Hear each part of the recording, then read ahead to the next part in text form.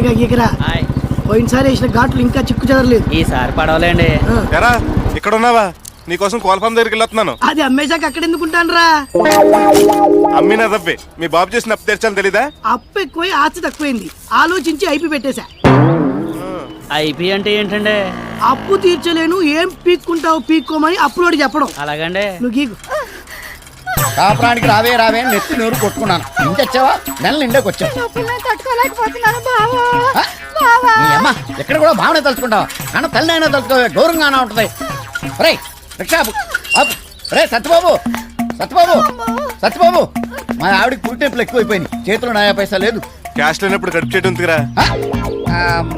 Cash దాని బావ దగ్గర ఉందలే. మరి డెలివరీ కూడా వాడినే చేయించుకున్న పోయావా? పాపం ఆడు మాత్రం ఎన్ని పనులను చేస్తాడు.